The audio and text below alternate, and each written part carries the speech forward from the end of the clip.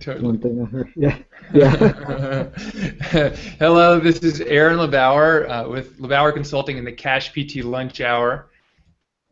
Thank you all for being here. Um, and I've got an exciting guest today. First off, just send a little message in the chat bar. Let us know if the volume's okay and you can hear us and where you're calling in from. Today, I'm super excited to announce and introduce a really important, awesome blogging therapist who also has a cash-based practice. His name is Erson Religioso. And Erson, or as I guess his patients call him, Dr. E, he does a whole bunch of stuff. He's got a cash-based practice. He's got his eclectic approach to manual therapy. He works with chronic conditions, and he runs the blog, The Manual Therapist. He is also with Physio Answers, and he's got a forum, and he's got his Edge mobility system and Edge bands. And so I'm really excited to have him on the show today. Erson, thank you so much for being here, and welcome to the CashPT Lunch Hour. Yeah, thanks for having me, Aaron. It's exciting to be here. Yeah. I'm no expert on cash-based practice, though. That's the least. That's the thing I'm the least experienced in of all the things you listed, actually. Awesome, awesome. Well, what I want to do is check in with you about that because you've got an experience, you've already done it, which is a lot more experience than everyone else. Right, yes. It's more than zero. More than zero. And Yeah. there are a lot of people out there who just knowing what's possible and what their potential is can help give them that kickstart and jumpstart to a cash-based practice or doing other things. I mean, anything. So Right. real quick, if I see there are a whole bunch of people in the room, so write up in the chat box, let us know if you can hear us and where you're calling in from today. Let's see. I'm going to write you guys a message. Hello from Greensboro. All right. So, Erson, real quick, tell us a little bit about yourself. When did you start as a PT, and how did you get into private practice and education? Well, I went to PT school for a dual bachelor's and master's before there was an entry-level DPT. I went from 93 to 98 into UVA College in Buffalo, New York. And who ended up being my mentor, Dr. Ron Schenk, in manual therapy for the fellowship, he actually was the orthopedics professor there. So I wanted to do manipulation, and one of my best friends who I graduated with also wanted to do manipulation, and he and I were going to actually be chiropractors. And my parents, who are traditional MDs, basically said, "We will disown you and not help you out in any way financially ever again if you become a chiropractor." And I have a lot of buddies and colleagues who are chiros now, but you know the kind I'm talking about. Everyone's talking about straight Right. chiros, and the sports-minded chiros, the rehab-based chiros do not get along with the straight chiros any more than we do. So nothing against Right. chiros. My parents did not like them. So I was working in my last clinical, and a guy who ended up being one of my mentees 10 years later said, "Hey, have you ever heard of Stanley Paris?" And I said, "No." So he handed me his brochure, and at the time they were starting up their residency-based manual therapy program, and I went into that, did that for a year along with fellowship and residency, because back then in 98 there was no difference and the standards were kind of equal. So I ended up, by finishing a residency, I ended up qualifying for fellowship.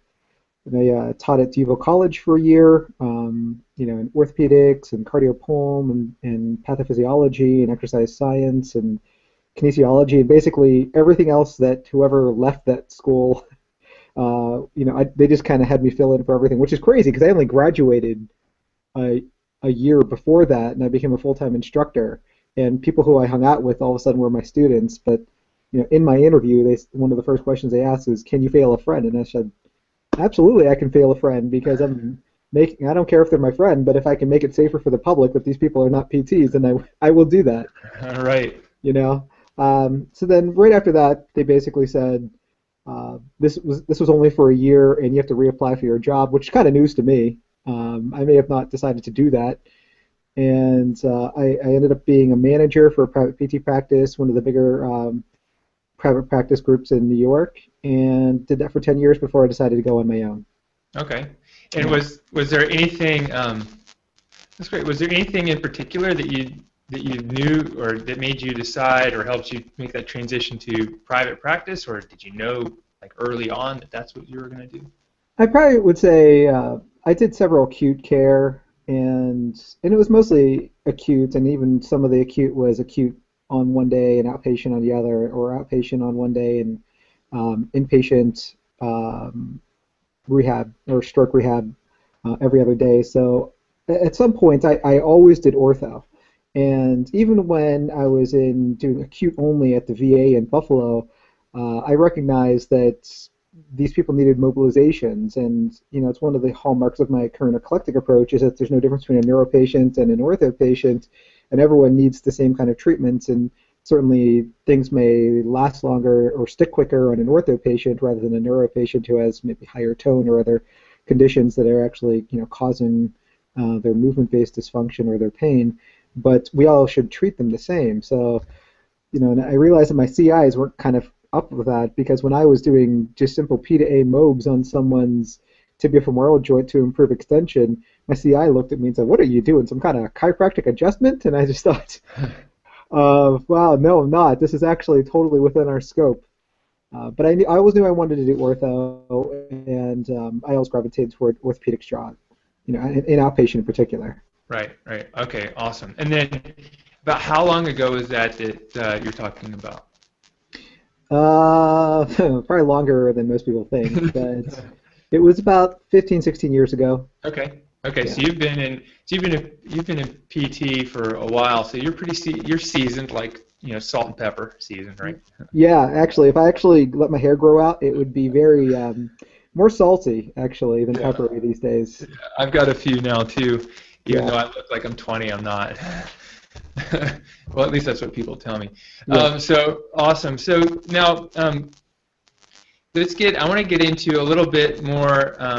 Let's talk about the cash-based practice thing, and then let's go. And then I've got some other questions for you too, because this is a little bit of one of my focuses is cash-based, but my other big focuses are entrepreneurship, which you're big in. I mean, you're very successful doing that, and as well as just like marketing and technology. So I want to cover those topics today as well.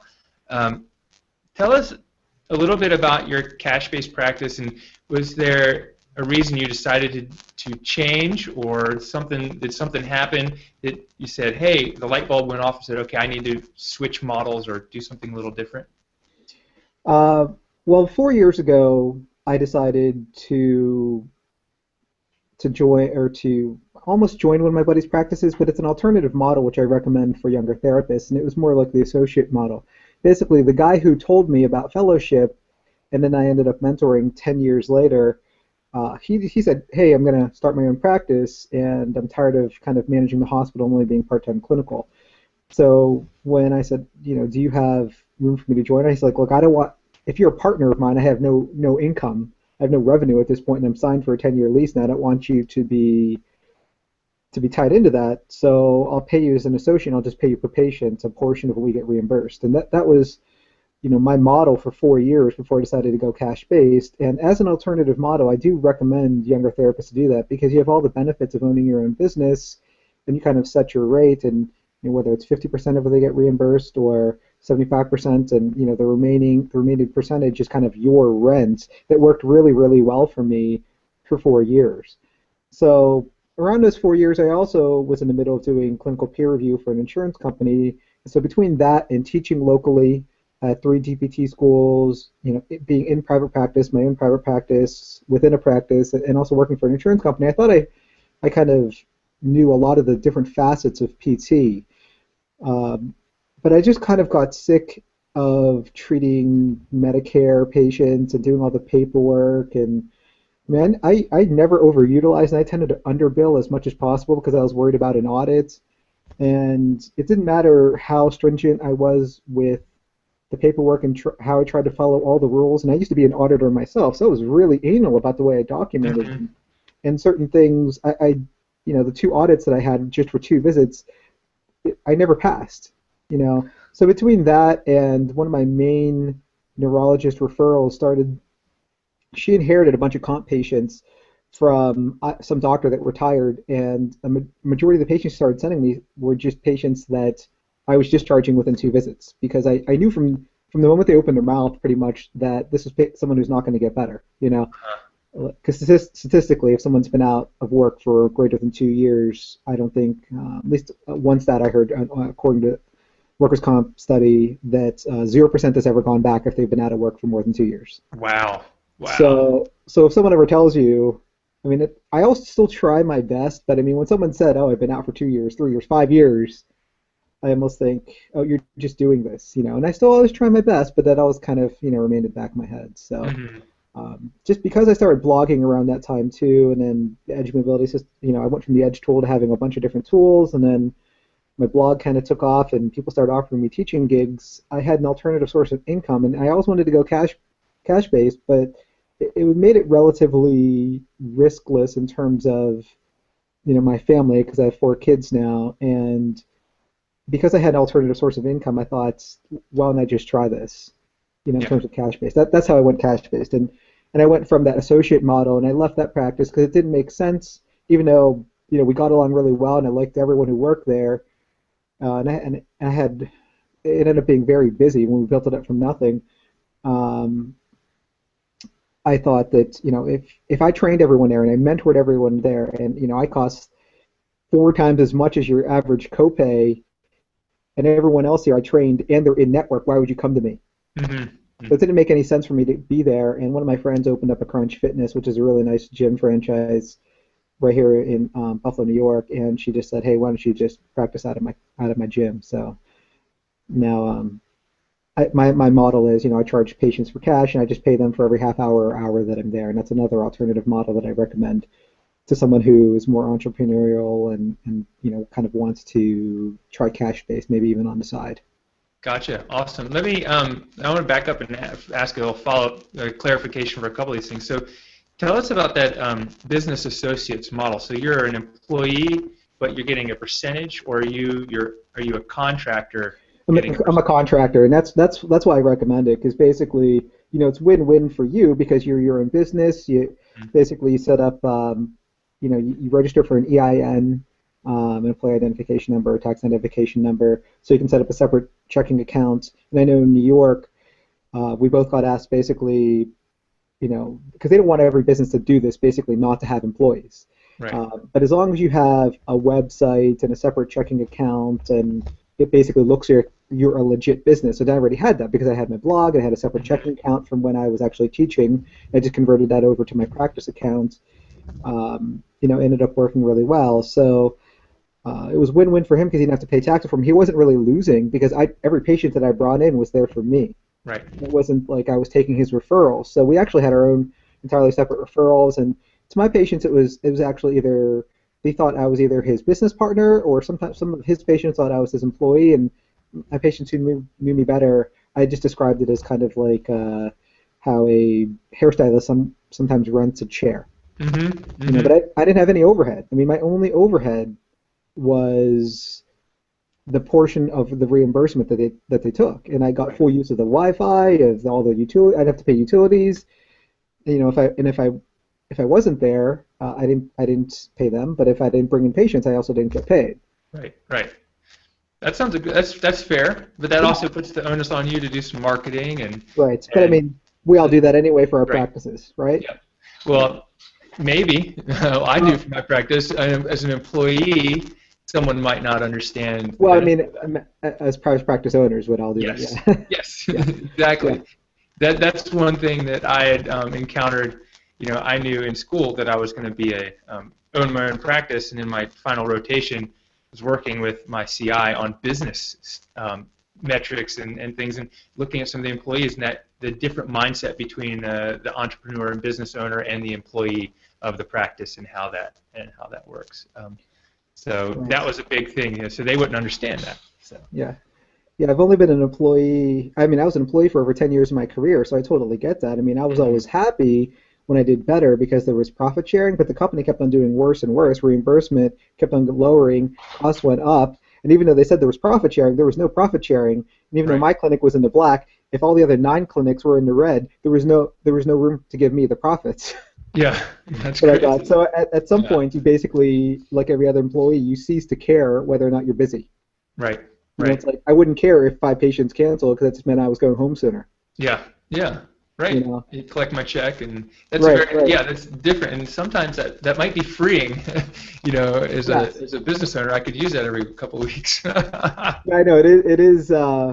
I mean, now most of my income comes from sales or courses, but yeah, if someone cancels a course, Yeah, or if sales just randomly go down, I just think, what's going on? You know, right. and it's business just ebbs and flows. But yeah, that's business, right? Yeah, yeah. You got to ride the wave. Yeah, yeah. So let me transition into cash-based practice right now. So you're at a gym, and you've negotiated your rent or sublease to say that you pay every time someone comes in to treat you. Is that right? Yeah, but you have to word it carefully because it can't be like the gym is referring me patients, right? Hmm. I'm not paying for referrals because that would be illegal. So I'm basically paying a set rate for either every half hour that I'm there, so Okay, for say a follow-up session for every hour that I'm there. gotcha, And then gotcha. otherwise, if I'm not there, I don't owe any rent. I mean, again, that's just it's very much win-win in terms of they're just making, how much space does my one massage table take up? Hmm. And Right. I get all of the equipment and all the personal training area or anything that I would want to use. The trainers see that it's helpful, and the members kind of walk by and they either think like I want that or what the heck is that guy doing? But either way, it's nice to be right in the middle of a gym. Although the only detraction is I don't have any peers there Right. to kind of bounce ideas off of anymore, and I really miss that. And students, I only work 2 3 days a week, and I can't take students anymore because I'm not like a 30 to 40 hour work week. Right. Right. So when you were seeing students, how many hours were they with you? I think this is just more of like my own curiosity, but when you're working with a student in your practice, was it they were there 40 hours and you were, and as you were supervising them for that Yeah, I much think time? it depended on the school and what exactly their minimum hour, but at any point I was working when I was mostly in the clinic, I was working anywhere between 30 and 40 hours. So I think most schools were fine with between 30 and 35 hours, and Hmm. if they really needed the 37 and a half, they would just float over to my business partner schedule. Maybe he would start a couple hours earlier than me, and they would be with him for a little bit, or I would leave early, and they would stay with him till 7 or something. Gosh. Okay. What's the maximum number of patients one of your students has ever seen in a day? I mean, I had some students who were amazing, but I never booked anyone more than one patient for an hour for an eval and two Uh-huh. for a half hour. Yeah. I saw 43 patients one day as a student. Me? I mean, No, I yeah. did. I was a When I was, student. yeah, I know. when I was a student, yeah, certainly I worked for a place that on the very first day of my last clinical, they said, "Can you do evals?" And that was pretty much all I ever saw of the PT, who was only in his office playing solitaire. you know. And that was the owner, and then the one of the other owners, she was my Yeah. guy. And about 4 weeks into an 8 week clinical, I said, "Can you teach me something?" And she taught me how to rake an IT band with an elbow. And I just thought, wow, that's Awesome. brutal. I Oh mean, yeah. I'm sorry I asked. That was the only thing I learned. But I'll tell you out there, current students, if any of you guys are listening, then I certainly did not have the best clinicals, and there's a actually recognized lack of quality in clinical education, but it's pretty much up to you to find a mentor and to take quality con ed, and then maybe form study groups or join like the PT community online, which if you're already listening, you probably have. And there's a lot of good resources for you guys out there now, but even if you may not have great internships. Right, right. Yeah, finding a mentor is really important for me. And is there like what other places or ways would you like if someone's like I don't know who to mentor? I didn't get along with my CIs. I mean, where would you suggest people look for that? I do online mentoring. Oh, yeah, do? Okay, Yeah. awesome. So, yeah, I mean, whether it's you ask me, I mean, I have a ton of people email me I don't even know how many emails, tweets, or Facebook messages I get regarding cases. I ask people if they can stick it up on the forum. Other people kind of chime in, not usually a whole lot, but enough to get different opinions. And I'll chime in, and then they'll follow up and either say that it helped, thank you, or it didn't help, and I refer them for surgery. But that's free, or otherwise, I use Google Hangouts just like this for a few select people, and they pay me a set fee, whatever we agree on, um, we go over cases. I can lecture you, or I could even do it. I've had some people where they bring me cases online. We use Hangouts because it's actually HIPAA compliant, and they treat the case like I tell them what to assess. I look for a movement deficit or some sort of asymmetry, and then I tell them what manual techniques to do to reset their system, and then I educate the patient on pain science and home exercise program, and we do that for patients who maybe the PT is not having any luck with. So that's one of my alternative models is online consulting. Awesome. Are you doing that with your patients? Or are you doing like the telehealth with your patients right now? I am. I do probably sometimes either 1 or 2 cases a week, and sometimes I go a couple weeks without doing it. But I would say on average I might do 3 or 4 a month. Uh-huh. And it also ends up working very well. I mean, because I'm McKenzie trained, and one of the big McKenzie tenets is 80% can self-treat. It doesn't matter, typically I'll see someone who went to chiro, massage therapists, and PTs, multiple PTs, or whatever it be, and they've just been put through the system, but they never really taught pain science education to kind of decrease their fear avoidance, and I just look for a directional preference. So, as soon as I find that directional preference, I can teach them how to self-mob and self-treat, and then basically I'll empowering and tell them that their function will improve and their pain will improve, and you just have to do the right thing and basically turn the onus from someone like I'm going to fix you to you have to take care of yourself, and I just tell you how to do that. And basically I teach people how to fish instead of giving them the fish. Right? Yes, awesome. Yeah. That's such a huge and powerful mindset shift for patients. Yeah. So that's something else I recommend. I mean, I'm on the fringe of that, and luckily, one of the guys who brings me most of my business is in New York City, and in New York, I can do that I can do telehealth, and actually, they're passing something that says that you can actually get reimbursed for it, but they have to have another PT. So as long as this guy is actually even in the room, that's fine. But technically, I'm not supposed to do that across state lines because I'm only licensed here and in Texas. Okay. So I'm not supposed to do it anywhere else, but when I do it anywhere else, it's not PT. It's just a consult. Right. Education. Yes. I'm not touching them anyway, right? I'm just suggesting certain things, and oh my gosh, by my suggestions, you got better. Yeah. I just kind of hope that altruistically, because I'm doing someone a service and showing them how to self-assess and self-treat, that they're not going to sue me if they actually improve. Right. That's another reason why I don't do like 20 of those a week. I mean, I never want to get so big that something may happen, but I have the online social media rider too for consultations. If you don't have that, you should get one. Okay. Oh, that's a great suggestion. Was it online social media rider? Yeah, that's through HSPO. Okay. Yeah, I'm gonna have to ask about that one. I know they basically told me that if it's anything to do with physical therapy or your business, massage therapy, yoga, then you're good. But having those specific riders that's a good suggestion. And so, where do you see the telehealth going with this restriction across state lines?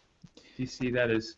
Yeah, I mean, there's a big movement for that, and there's a decent amount of studies that actually show that it helps with either low back pain or total knee rehab. I mean, really, if most therapists aren't even touching their patients anyway when they go in and for home health, and they kind of drink their coffee and say how you're doing, and right. Maybe they'll take their mail out for them or something, and then they sit there and they document the entire time while the patient does a cuff weight.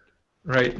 Do they really even need to be there? And I would say no, and I would say it's just convenient for everyone. And if Google could ever make this actually a bit more intuitive, or if it was intuitive as say FaceTime or Skype, then I think that it'd be very, very valuable. And I think obviously it's convenient, it's cost saving. Insurances are starting to recognize that, and I know there is, like I said, in New York, there's legislation now that they're trying to pass that will, or either have passed that states that if you get PT over telehealth, that should be a reimbursable service. Okay.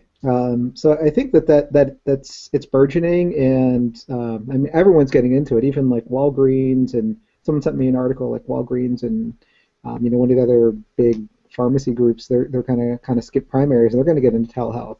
Mm-hmm. So I mean, online is where it's at, right? Right. Do you think it's probably going to be driven by reimbursement, whether insurance companies will reimburse across state lines, or by do you think it'll be more of like a state-by-state practice act? I have no idea. I mean, I don't. First of all, I don't even know how MDs do it, but MDs don't have the limitation that, say, a PT, an OT, a chiro, or a massage therapist do. I mean, we all have practice acts that are limited via state line, and it's kind of ridiculous that I can drive to New Jersey and do dry needling, but as soon as I cross New York, all of a sudden I'm dangerous. Like I can't do dry needling here, or we can't do manipulation in certain states, or not all states have direct access, and that doesn't even make sense. So I think that all has to be ironed out, and we all have to have a universal practice act versus, I mean, before we even consider something as easy as, everyone gets reimbursed for telehealth. I mean, that's just a big problem. And MDs don't have that. It's not like they can't prescribe, they can't do a knee scope in New York, but they can do it in New Jersey. Right. Right. That would be too easy or make too much sense, I think. Right. Yes, I know. We don't have the lobby power that other bigger groups may have. No. Hopefully one day we will, but I think that takes a lot of people behind it and a lot of money. Yeah. And we have neither, apparently. We're a little too altruistic, probably. Yeah, I guess so. Okay, so you're talking about Hangouts. So I also want to check in, what other technology are you using for your practice in private practice or elsewhere with online with selling your tools, or what other technology are you using that's helping your business? Well, we'll go with the first part about technology in my practice first. And there's a blog post that I wrote, and I could even give you a link to include in this when you post it for people to view afterward. But it was how to use Google Apps as free EMR.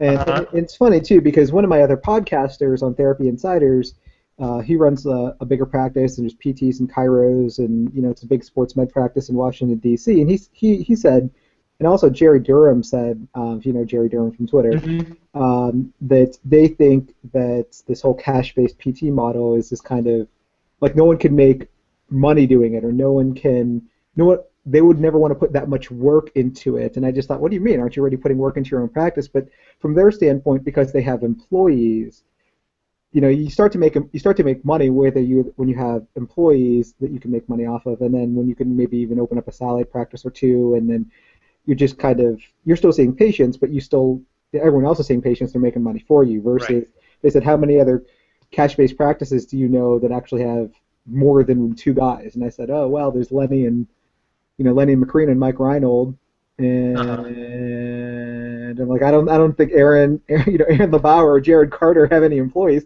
It doesn't make any sense for us to have any employees. Why would we have employees? Right. I mean, do you have employees in your cash-based practice? No. Right. I mean, why would it? I mean, I also don't have to share anything with anyone other than the rent that I pay my gym. So, I mean, it's just a different way to do it. They said, oh, I just wouldn't want to have to see those 8 to 10 people every day. I'm like, is that bad? It's like you saw 40 people in one day and you made nothing as a student. And, if you see 8 to 10 people now, you set your rates, and yeah, you got to be a rock star about it. But I mean, you have to, as a business owner anyway.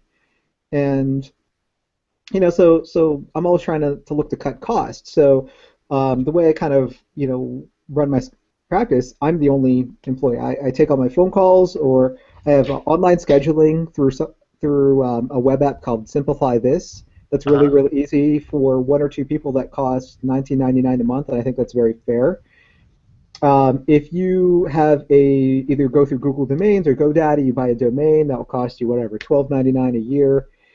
Then you show Google that you own this domain, and you sign up for Google Enterprise Apps, which is still just like Gmail and Google Docs and everything. You sign what's called a business associate agreement with Google, and then that makes all of their apps, whether it's Gmail or Docs or Drive, HIPAA compliant. Because they'll ask you, do you plan on using Google Web App or Google Apps for protected health information? And you say yes, and then you do e-signature, and that'll cost you $9.99 a month. If you're a sole proprietor like Aaron and myself, $9.99 a month for all the for personalized Gmail plus Google Docs. I mean, if you're cash-based, typically you're spending more time with your patients, and I just have templates in Word that I start off with for my eval, but then every single note that I write for all my patients after that, it's just a Word doc. It's a flowing Word doc. Then I use something called Hello Fax for people who actually want faxes. That's another $9.99 a month, that integrates with Google Drive, so I can fax any of the notes. If I want to, I can attach an e-signature to that. But I've never had any problem with lawyers or insurance companies or anyone to give me a fax number, because the only drawback technically to using Google Docs as EMR is that you can change it at any time, right? It's not like you can sign it. But what I do is I'll write a note, and I'll put my own kind of e-sig with a timestamp, have my name, my license number, and I'll sign and I date it. Could I go back and change it? Sure, but I would say you can go back and change almost anything. Like you can go back and change pen and paper too if you really wanted to. Right. So it's almost like your honesty as a provider. But if you really wanted to be on the up and up, you can save every doc, you can save every note as a PDF, and you can't change it anymore. And just store it in a folder under that patient's name. That's a little bit too much of a hassle. I've never had any issue in terms of legality with sending my notes to a lawyer or anything. I mean, because they're not really looking at that either. Right. I don't know how Medicare would look at that, but I mean I don't see Medicare patients anymore. So that's part of the freedom of is the burdensome paperwork. Right. Although we do have to keep notes documented well for right. I still document everything. Yeah, I still document according to how I know how stringent Medicare would be, or the quality assurance company, because I used to do quality assurance when I was an auditor, and what insurance companies look for in a note. So I know what they look for subjectively and objectively. So, Erson, do you start with a template that's in your Google Drive and then change it for the patient and then do save as, or do you just start a blank document for each treatment? Well, my eval is actually a Word document, and so I fill out that Word document, and then I upload it. I change that Word document to that patient's name and I upload it to Google Drive, so then it becomes a Google Doc. And every one of my follow-up notes is basically like a subjective and objective, and it's a SOAP. But since it's not as long, I don't need to use a template, and I can type really fast, and it's not like I'm seeing 20 patients in a day. So typically, when a patient walks in, I'll have my iPad with my Bluetooth keyboard there, and I'll just type out their notes.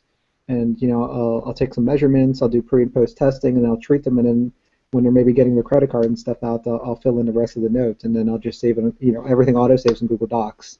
Okay, so so you've got it in Google. You open the Google for the treatment note. You open a new Google Docs. You just type out they're feeling better. Knee still hurts. No, I don't even open up a doc. I'll open up. It's the same doc. Okay. So under that patient's name. Because basically it works like EMR. How every Google service has a search bar at the top. So you open up Google Docs, you type in the first couple letters of the patient's last name, and then all of a sudden, like their note pops up. You pop up the note, and their whole record is one flowing doc. Okay, so it's one document that's their whole record, and every day or every treatment episode, you just date it at the end, and you start a new one on like that same page or a flow. On the same page, right? Because I mean, I'm not printing these things, right? Right. So, because even when someone asks for a fax, I just load up HelloFax, which is a web app. It connects to your Google Drive. I type in a name and it faxes it to, and I have a cover sheet and an e-sig that it automatically attaches to it. So between Google Docs at $9.99 a month, Simplify This to Schedule at $19.99 a month, and HelloFax at $9.99 a month, I have my whole practice running for much cheaper than EMR, and I don't have to pay for billing. I don't have to pay for a billing company, and I don't have to pay for an expensive EMR that may or may not even have billing integration. Right. That's really cheap. Yeah, that's awesome. That's great. Do you ever do if you do photographs of people for something that looks funky, or like a scar or posture? Do you ever do any of that stuff, and does that upload into the Google Drive? And you can easily just attach that. I mean, especially if you're using your phone. Or your iPad, like I use my phone or my iPad, you could easily just insert any picture into a Google Doc, because like the app will actually have a camera that you can just attach the camera and the picture goes right into the doc. But I haven't done that. I mean, I don't see a lot of post-ops, so it's not like I'm taking pictures of people's weird wounds, or like pussing wounds or anything. But I do take pictures, or I'll take movies of patients, and I have everything on my business's YouTube channel, and I make it private. But either I'll take a movie of them if they're not so tech savvy, but almost everyone has a smartphone, even the little old ladies, and I will actually take a movie of them doing their own home exercise program, especially if they're visual-based learner, and that way they have their own record. But if they don't, then I'll take a movie, upload it to my private YouTube channel, my business YouTube channel, and then I'll share with them the link, and they're the only ones who can see it. Awesome, awesome. That's great. Thanks for those tips. Those are gold. I still use paper documentation, and What? I'm used to it. Yeah, totally. I still use paper. I mean, I only have for 2014, I just have a file box full of those patients. I mean, it's not Right. people, and it doesn't take up a ton of space. There is No, no but it adds up though after a while. You Yeah. know what I'm telling you? It's so convenient to use Google Docs. It does, and I'm seriously considering. After this, I'm like, oh yeah, that's easy. I'm seriously considering, Well, kind of switch into that. the other thing you can do is just use an app like Cam Scanner, and Cam Scanner is free, right? And everyone with an iPhone or an Android phone should use Cam Scanner. And on my websites where patients can schedule, they also have the link to download the patient forms, and sometimes they just scan it in, or if they actually print them out and fill them out, I just use Cam Scanner, which is it auto crops the paper very nicely. You can take a picture of it even at an angle, and it will like do auto keystone correction. Okay. Turns that into a PDF, then I upload that to my drive. Oh wow! So that just goes right into the patient's folder. Boom. Right. So I'm telling you, I mean, even if you just paid someone to do it one time, convert everything into PDFs using this app, Yeah. then upload it, then you're free of your, in terms of the whole keeping it around for 7 years, it's pretty easy when it's just through Google. Right. Totally. Yeah. No, that's great. That's on the bottom of my to-do list now. I keep on getting your back about that. It's totally liberating. Yeah. In terms of other services, I mean, that's how I run my practice. In terms of all my websites, I mean, I'm a huge Google fan. I'm an Android fan. I mean, I recognize the simplicity of iOS, but I'm more of a power user. And when I've always kind of had a knack for programming. I used to take programming classes, but even if you don't, I mean, if you know how to use something like Google Docs or a lot of people use WordPress. I use Blogger. I mean, Blogger isn't as there's not as many easy ways to theme it. It doesn't have quite as many plugins as WordPress, but WordPress you have to find your own hosting, and you got to pay for your hosting. But Blogger, since it's a Google service, everything Google offers is for free, right? So all my websites, you can use static homes and everything if you know what those are. I mean, blogs are certainly on Blogger, but even my storefronts like Edge Mobility System, they're all on Blogger. So the only thing again I pay is for the initial yearly domain fee. Right, and now that Google has their own domains that integrates directly with Blogger, so you set up a blog and it initially has something like, say, aaronlebauer.com or aaronlebauer.blogspot.com, but then Google's on the option, you say, do you want to buy a custom URL for this? Goes right through Google again, so they can kind of keep everything in-house like they like to, but it's very convenient because then you just click yes, and then it automatically redirects that to your blog, and then you just set up a static page, and all of a sudden, bam, you have a website with free hosting by Google. And everyone's always worried about security and everything, and I know people with self-hosted WordPress pages, they're always getting hacked and stuff. That doesn't happen to Google typically. Interesting, yeah. So all my sites, and then you have unlimited. If it's the Google apps, you have unlimited storage for videos and for pictures. So I'm not paying for hosting. Mm-hmm. And, that's great. and that's an expense. That's just another added expense to any business, especially if you want to be cash-based. If you want to set up all of these things, I mean. Yeah, sure, I could write an ebook about it, or I could even contribute to your ebook or something on how to do this for the least, the cheapest practice you can possibly have. Mm-hmm. It might be a little bit of work initially on the startup, or another one of my side businesses is I do this for people. If you don't want to do any of this, I'll charge you much cheaper than someone will actually make your. I can put together your whole website in a weekend. Yeah. Wow. As long as you supply me with the artwork and stuff, right. And if you don't want. If you want to come up with a logo, then I have a brother who's a graphic artist, and he'll charge you, for a logo, and I can put together your website. You just give me the text, your bio, whatever you want it to say. I'll integrate it with all your social media. I'll give you the Google Apps. I'll make it HIPAA compliant. And we can run a couple Hangouts, and I'll show you how to do it. Wow, awesome, thanks. Yeah, that's great. And so that runs the Blogger runs the forum as well too. Yeah, the forum is actually through a service called Navel, and that's free. I just embed it on a Blogger page. Okay, gotcha. Very cool. Awesome. Yeah, these are some awesome resources, and I'll definitely put links to them, and I want to get a link to that blog post from you, and I'll put this on the show notes when I post it up to my blog. That would be great. I just want to let you guys know, listening, if you have any questions for Erson, go ahead and start typing them into the chat box. There's a slight delay between what you guys hear or what we can read. about 30 seconds or so. So if you have any questions for Erson about his business or his practice or anything else, go ahead and enter that into the chat box, and when it pops up, and I'll get a chance to read it, we'll ask him.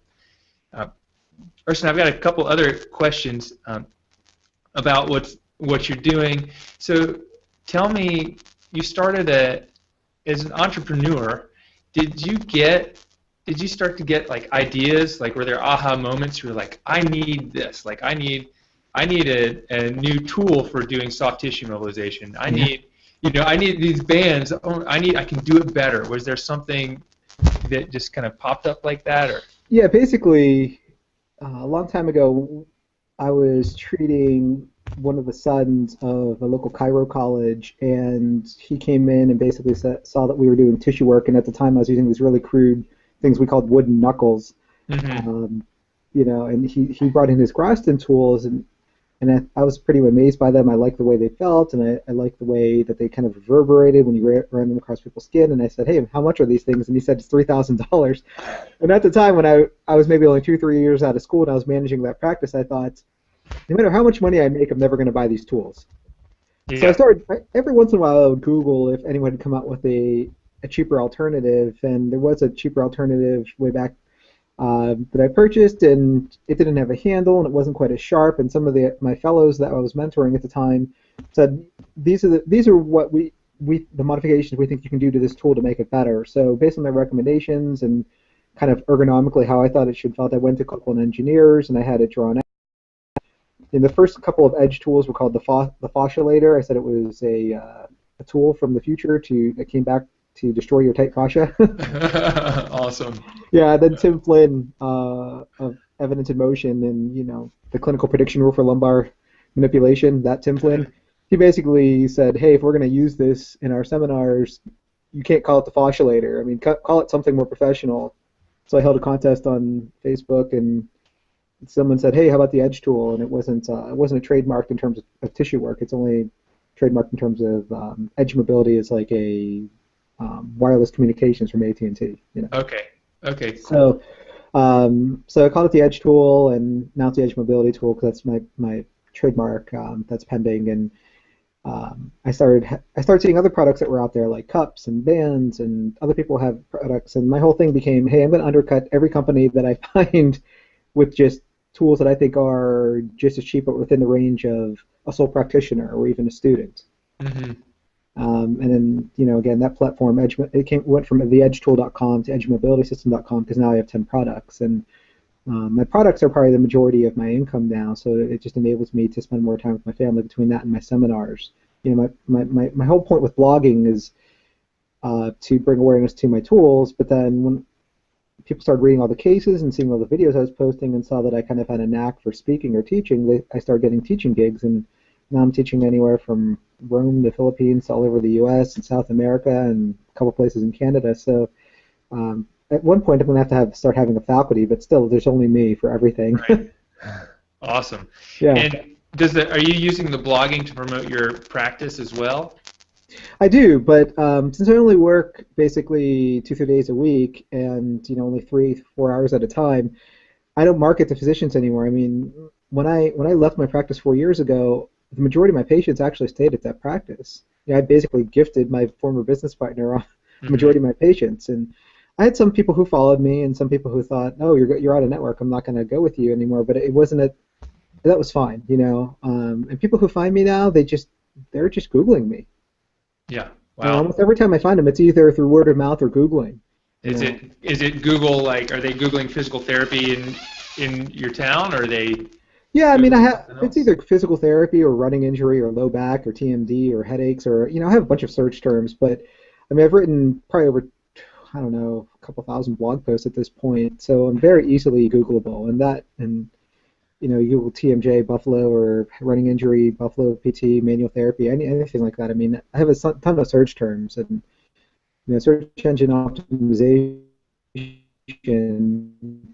You can have the best search term. It never goes past the second page of Google. Right. So if your personal website or your blog or anything or your professional website, I should say, is showing up on the second or third page of Google, you are not getting the results that you should be. Right. You got to do more. Right. What's one place people can go to find find a good search term? Like, what's the best search term someone should use? Well, I don't know. I mean, I guess it would just depend on what kind of audience you want. I mean, for me, I just have TMD, TMJ, low back pain, chronic pain, running injuries, sports injuries for my practice, and then say for edge mobility system, I have um, ASTIM, GRASTIN, ISTM, soft tissue Hmm. mobilization, massage therapy, manual therapy, athletic training, occupational therapy. So I mean, it depends on who your customers are and what you think. Like, if you wanted your services, what would you type into Google? And basically, that's what you kind of have to ask yourself. And if you actually choose to advertise on Google, because I have experience with advertising on both Google and Facebook, I would recommend if you have a limited advertising budget, I would go absolutely um, with Google because in Facebook you advertise through Facebook, it takes you either to their Facebook page where people just don't click through. Hmm. People have a much higher click-through rate. Like you see an ad on Google that might pop up on a Google search, or might pop up in your Gmail. I mean, everyone basically uses Google and Gmail, and their ads are everywhere. I mean, Google. The reason why all the services are free because they serve your interest-based ads, right? Depending on what you're searching. So people are way more likely to click through an ad on Google if they're searching for pain or like even you write an email that says, hey.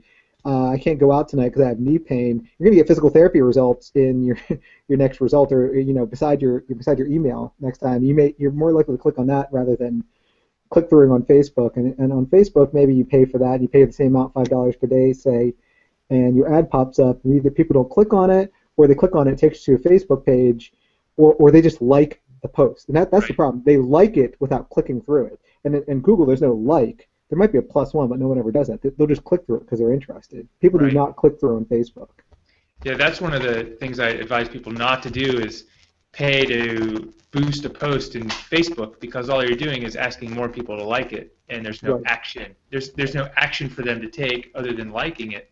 Yes. Versus on Google, you're going to take action. It's going to take you to maybe a sales page or a page where you hopefully get people to enter their name and email address for more information or something actionable versus that brand advertising of, hi, we're Right. here, we live in I know. Buffalo, I we're know. good. I mean, you could even write, please don't click like, and I've done this, but like, don't click like, please click on the link. This is a survey or whatever it is. I mean, even one of the, I forget what it was, The Onion or someone, they even wrote, there was this mock video that said, if you like this video, if you like this video on Facebook, you're an idiot. This is just all fake. And like millions of people like it because they all like The Onion. And it's like, just click on the link, and That's no one awesome. clicked on the link, and everyone just likes on Facebook. This like randomly. I mean, it's Yeah, like, oh, without even reading it, I've done that yeah, before. Like, yeah, I've done yeah, it for my wife's account, and been like, "Oops, that was not me." right. Yeah, but yeah, I recommend that. Although I have boosted posts in the past, but it's only because that post has a video that leads directly to my products, Right. and then I find that people share it more. So I have noticed that if I pay $5 a boost a post and I get 3,000 extra views and Hmm. 20 extra shares, I'm actually going to get, if I get even one sale, I totally covered that. Right. So for me, I mean, because I have a product that I'm promoting, I wouldn't do it for a service and I wouldn't do it for a web page, but I would do it for a product or an ebook or a seminar maybe, Hmm. something that would totally cover your costs even if one person did it. And I find that if I just do that, I mean, $5 to get like 3,000 extra views Right. is pretty crazy, even though they say the average person has to see something 10 times before they buy it. Right, right. Well, then they see, well, you're boosting something where they get to watch a video of you using it with your results, probably like your Right, before and after, and you'll right. go, oh, that's great, that's awesome, and I need that, or my Yeah, patient Susie Q needs that. right. And the video has a URL in it, Hmm. and that kind of thing. So, So I you've mean, got a call to action in the video. yeah, or at least a video description. Uh-huh. I mean, if someone really wants that, they'll Google it. If Right. someone just says that's cool, they won't. Gotcha. Yeah, Awesome. Um, I got one other question, and then I got a couple questions from the audience. But let sure. me ask you this other question, and it's something that we mentioned before, and I've mentioned to other people. It's in. I guess the question is, do you have time, or what does your practice model allow you to do, and how can you help patients get better faster with your practice model? And then how does that feed down the road with more business and word of mouth? Well, even before I did cash-based practice, which sometimes I'm spending an hour. I mean, someone pays me an hour. I spend an hour with them. Someone pays me a half hour. I usually say for follow-up, we don't need more than half an hour. Mm-hmm. But when we started the business 4 years ago, my former business partner and I mean, we had no one. I literally moved from a super busy clinic where I was seeing, me and a PT and a PTA were seeing 300, 400 visits a month, to I moved 5 minutes down the street and maybe 10% of my patients came with me. I mean, it was really shocking that when I left, my PT left and my secretary left, and I had the majority of my patients either just not come to the new place or stay at the old place, like they were loyal to the building, because literally every one of the staff members that was there was gone. Mm-hmm. So my wife also at the same time, we just had our third baby, and she said, I'm not going back to work. And I said, okay, well, I just started this new business. I mean, I could barely afford to lease my car. I have no income because I just started blogging, and that wasn't giving me any money because I didn't really have an edge tool, or I was just selling on eBay at the time. Mm-hmm. And I said, if this doesn't take off, we'll have to sell the house and move in with my parents. Because we, like many Americans, we kind of made a mistake of buying a house on the assumption that we would always have two incomes. Right. And I knew that, I mean, even if she went back to work with our baby being only 6 weeks old, it would basically be just to pay for daycare. Mm-hmm. I mean, she wouldn't even have made anything working part-time home care just to pay for, I mean, it doesn't make any sense. Like, she would have to really love her work just to, like, put the kids in daycare. Right. So I kind of stuck to my guns, and part of, combining manual therapy with pain science and a very repeated motions or McKenzie type approach is that you make the patient self-reliant, and you educate them that there is hope, and you decrease their fear avoidance, and you give them self-assessment and self-treatment. And McKenzie had known it for years, up to 8% of patients can self-treat. So they always said that if you can't get a patient 80 to 100% better in 6 visits, you're either not doing something right, or this is a very difficult case. But only maybe 20% or less of patients fall into that very difficult case. Mm-hmm. So I kind of stuck to my guns, and I was already getting people to better in like 4 to 6 visits. And even though I would do an eval, and I would think, oh man, you're better, and the patient say, hey, can I be done? I was thinking I had mouths to feed, so I'd say, hey, how about we do some personal training, or how about we do some strengthening and conditioning, and are you sure you don't want to come back 2 weeks later just in case? And majority of people would say, no, I'm done. I got back to running or whatever. My headaches are all gone. But sticking to my guns, only after 6 months we had a waiting list. Okay, wow. So that was the thing. I mean, if you're known as the guy who can get people better in 4 to 6 visits, now my visit average is even a bit lower than that because I spend an hour with people. So you get people better in 3 to 4 visits, or even 4 to 6 visits, and the average, 20 other clinics in a 20-mile radius are getting people better in 20 visits or more. They just basically ride out all the insurance visits, mm-hmm. and then because we have a flat rate of insurance visits here, right? There's no peer review. You get 20 visits and that's it. Then you say, oh, keep on coming in and okay, the copay, but people are used to being treated that for months and months and months. I say 3 to 4 visits. People are like, what do you mean? Like a month? And I'm like, no, 3 to 4 visits. Yeah. So when you're known as that, I mean, you get busy pretty quickly with the way word travels, and you just tell people like, hey, tweet about me or share me on your Facebook, or tell everyone who has a problem. Or I also do inpatient marketing, with inpatient. Of like, look, you're better. But if this ever comes back or anything new happens, you come to me directly because, I mean, at the time I would say your insurance pays for direct access. And now I would say you have out of network, so that will still cover it. Okay. Yeah. So, I mean, it's just a matter of marketing to your patient to tell other people, because we got, again, and after a year of doing my former practice, we analyzed where were our referrals coming from, and over 70% were self-referred. Mm-hmm. Wow, that's awesome. Direct access. Yeah. That's really great. And it's the power of doing a good job, basically. Right. And I would say, yeah, it is very nerve-wracking when you have mouths to feed to get people better that fast. But, I would say if you're taking 10, 20, 30 visits to get someone better, and you'll notice that a lot of the people just kind of drop off, and you don't even, if you're so busy that you don't even notice that someone hasn't come in for 3 weeks, mm-hmm. it's probably not doing a great job. Right. I've noticed some weeks where I was like, God, I just discharged 6 people. What am I going to do? What am I going to do? Yeah, that is nerve-wracking. I mean, I just went through a round of discharges. Now I look at my schedule next week, and I'm like, well, I'm going in for like two people. Yeah, You know. yeah. I mean, that's part of that ebb and flow, though, and doing the right thing. It's like it's just the way it is, but it's a good problem to have because then the Right. next week you get 6 new evals because Susie told them that it took 2, 3 visits, and now I feel great and Right. have Yeah, some with hope. the, looking at alternative models of practice too, like the two that I mentioned, offering your services to a CrossFit box or to a gym, seeing patients on the side. I mean, a lot of PTs kind of, the old school was, hey, I'm outpatient, but I don't make enough money as an employee, so I'll do home care on the side, but then you got to do like hours and hours of paperwork when you get home. I mean, the Hmm. alternative model that I'm proposing now is market to trainers. You market to trainers of either TRX boxes or CrossFit boxes. And a lot of CrossFit boxes are kind of already have PTs or DCs in them, but I mean, some of them may not. And you offer them on a per service basis. You go in and do a couple mobility courses, and you will absolutely get people who are very, very motivated to pay you cash to get better because they want to continue with their sport. Or you market to running stores, I mean, personal trainers are way more like likely to hear you out rather than a doctor, because no doctor wants to hear you because you can't even afford to give them a spread that's nearly as nice as say like a farm rep, you Right. know. Exactly. So that's kind of how I found that when you market back and forth and you enable a personal trainer's clients to continue personal training, they're more likely to send you people. Right. Because you have to send people back and forth. You just can't say like give me, give me, give me, give me, give me. You got to give people too. You got to give Right. people personal It's training. a it's a two-way street. It is, yeah. Yeah, awesome. Okay, Erson, I've got some questions from the audience. We're running out of time. I feel like I could talk to you the rest of the afternoon about stuff, but let's I'll give me the lightning round answers for these. And Okay. some of them are pretty short, but okay. So there's a great question from Lynn. What do you know about the difference between the FMS and CAFS, Gray Institute? Question mark. Um, I don't. Okay, I guess so.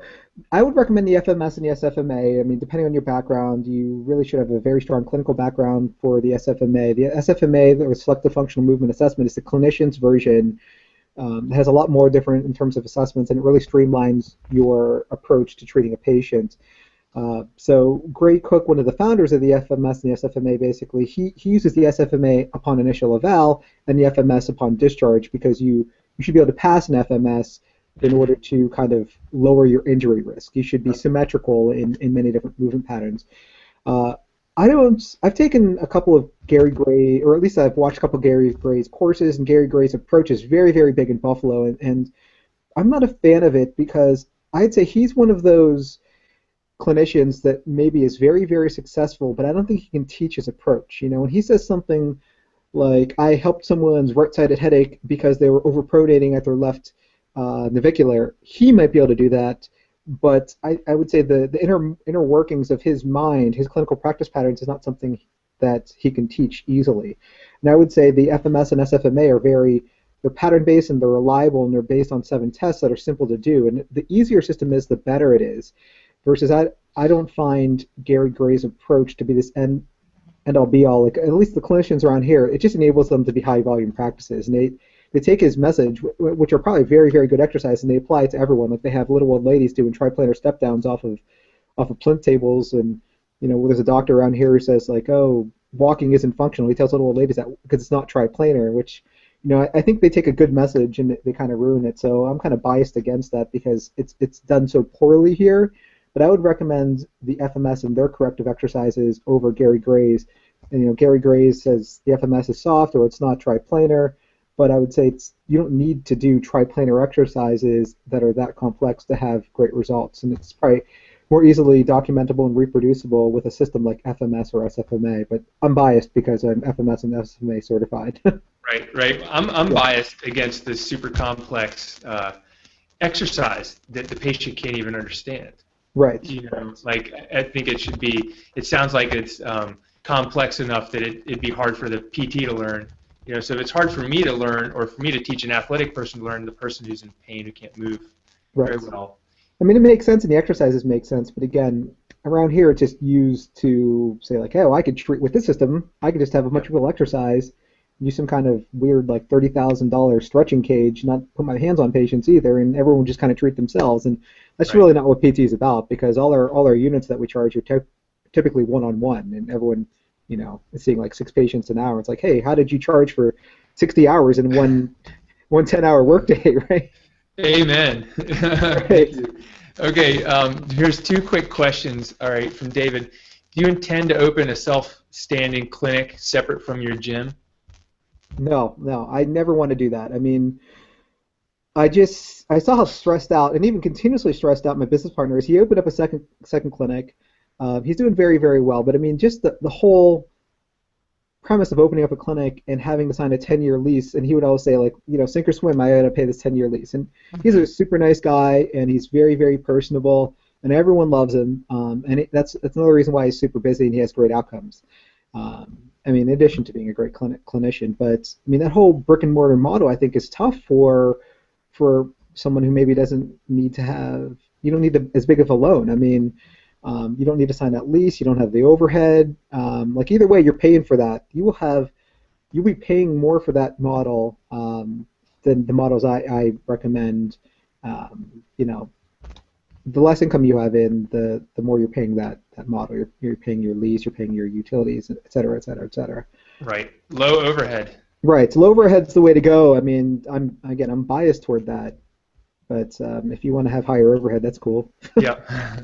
Awesome. So, all right, Erson, what I want to do is I want to get some info from you. How does everyone contact you? Real quick, I want to let everyone listening to this. Erson has made a very generous offer to give away an edge mobility system, and I've started there's a little pop-in on your screen. That says enter for a chance to win. You should be able to click on that and go enter for a chance to win the Edge mobility system. Erson, It's a combo pack. It's basically, yeah, it has 2 edge bands, 1 edge mobility ball, 1 plastic agility tool, and 4 sets of toe edge spacers, which are the little silicone spacers that spread your feet apart and give you better balance. Awesome, and a free membership to the Free membership to the OMPT channel for a year. OMPT channel. Yeah. Awesome. Which is my premium channel that has tons of more videos than my YouTube channel. Has full of Allen treats from seminars that I've taught and a couple lectures on there. I mean, there's tons and tons of information on there for normally $4.99 a month, which, for the price of a coffee, you get to learn. I upload 2 or 3 videos a month. Okay, awesome. Thank you so much. Thank you. If anyone wants to find out some more information about you, where can we find you online? Tell us your blogs and your there's so many. Yeah. Well, websites. themanualtherapist.com is for clinicians. Physioanswers.com is for patients, and I have a bunch of other PTs contributing to that. EdgeMobilitySystem.com is my products. StopThoughtViruses.com is my program for chronic pain patients. Yeah, nice bracelet. Right. Yeah.